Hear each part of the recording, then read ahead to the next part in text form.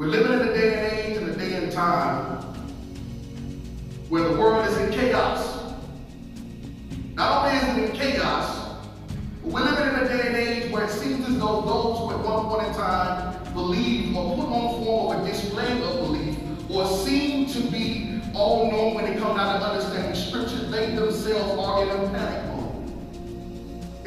It's a shame when the world and those who call themselves believers look the same.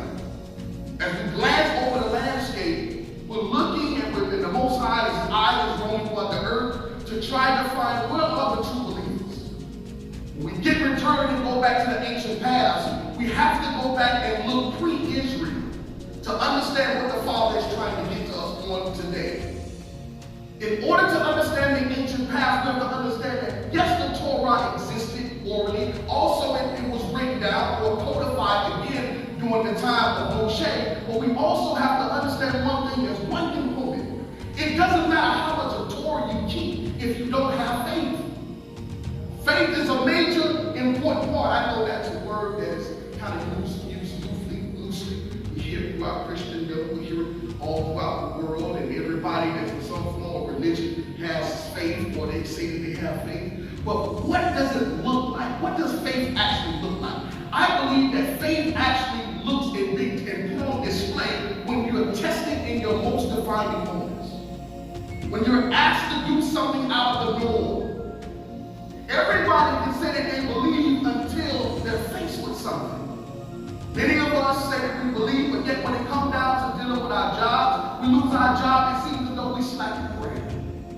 It seems as though when your family members turn their back on you, when it seems as though that the Most High is not even answering your prayers, there comes a time when it seems as though He's not even listening. Can I be real with you today?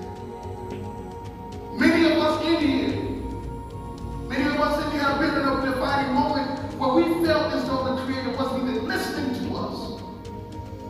And yet, what were you holding on to that caused you not to return back to who you was before He delivered you? We have to return back to the ancient path. The ancient path is law and ruach, law and spirit. Returning back to the ancient path, chapter number 11, as we begin to read, divinely guaranteed, which means there's something that has guaranteed you something that's not of this world, meaning your own human reason can't even fathom what the Most High has for you. No matter how the hell you catch, it's not going to change His guarantee in your life.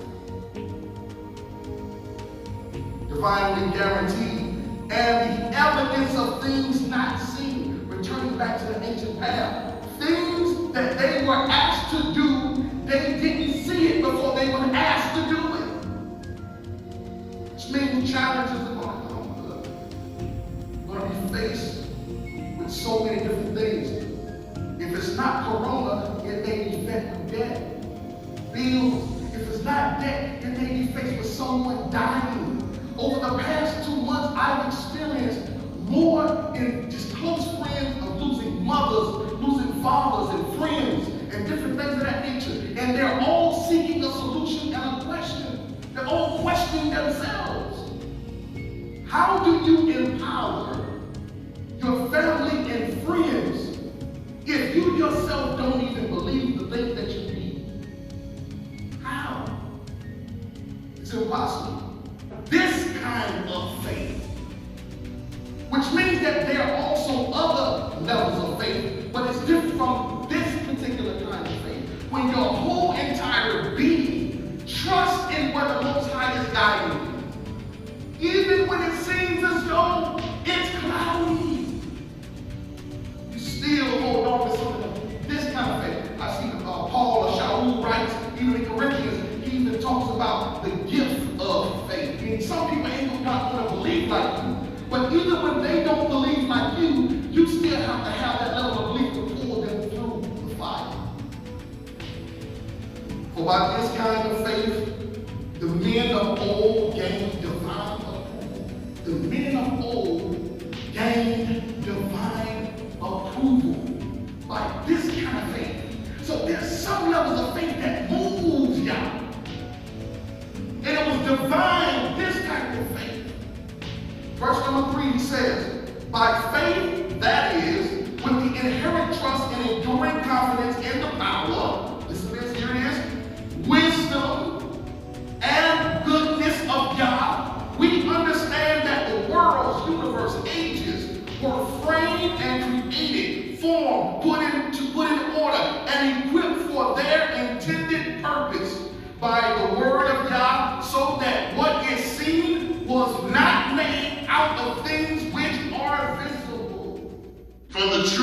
of the knowledge, recognition of the good and evil, you shall not eat. There goes that command again. You shall not eat. Oftentimes we like to ignore the Most High's command because it hasn't been written in the 10 Commandments. When the Most High speaks, it's already been commanded. It has already become law to you. You cannot be ignored.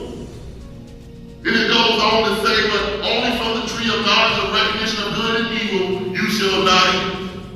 Otherwise, on that day that you eat from it, you shall certainly die because of your disobedience. We're wondering why people around us are dying quite frequently. For because we have forsaken the Most High's laws. We tend to pick up man's laws and forget about the laws of the Most High. See, that was a condition when you eat from that tree. If I commanded you not to do something and you choose to ignore it, there's a condition that follows for you ignoring my law.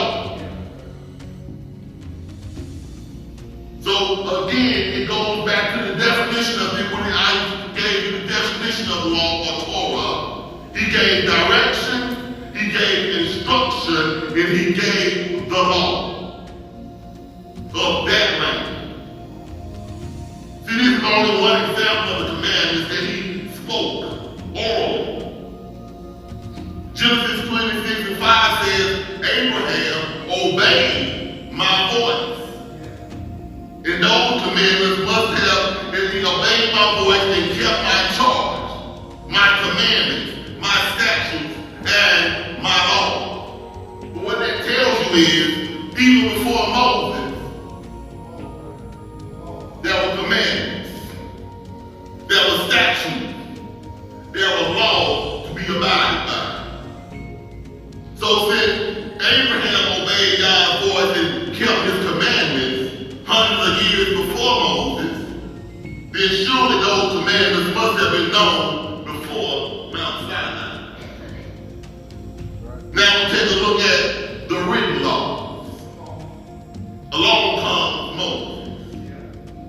The Most High gave him the written laws, which are often referred to as the Mosaic Law, which were given to Moses on Mount Sinai after releasing the Israelites from slavery in Egypt. But before he gave them the written law, he was speaking to them. He was speaking orally to them. But Exodus 20:1 says that, and the Most High spake all these words, saying, which is the beginning of him, orally saying out the laws he commanded them, which proceed in verses 2-17. These laws included the commandments, ordinance of living in society, and regulations for worship, requirements for the priest, the sacrifice, the feast, and the temple keeping. Verse 18 picks up and says, and all the people saw the thunderings and the lightnings, and the noise of the trumpets, and the mountain smoking, and when the people saw it, they moved and stood afar off. It must have been some kind of voice to speak that loud. It must have made some kind of impact for them to start backing us off. And they said unto Moses, speak thou with us, and we will hear, but let not thou speak with us, lest we die. His God possessed that power. He commanded an authority that no one could forsake him, that you knew that it was indistinguishable who was speaking when he spoke. Until next time, brothers and sisters, thank you all for tuning in. I will see you this Saturday, 740. The address is 740 North Glynn Street, Suite F in Fayetteville, Georgia, 30214. If you want to reach us by email, you can email us at BOOMCHURCH, I as in Indiana, N as in Nancy, T as in Tom, that's BOOMCHURCHINT @gmail.com. We have Bible study at 9:30 a.m. on Saturdays, and our worship service starts at 11 a.m. Don't forget to subscribe to our YouTube channel at youtube.com/BOOMCHURCH or youtube.com/itsmajors1. That's It's Majors with an S and the number 1. Until next time, shalom.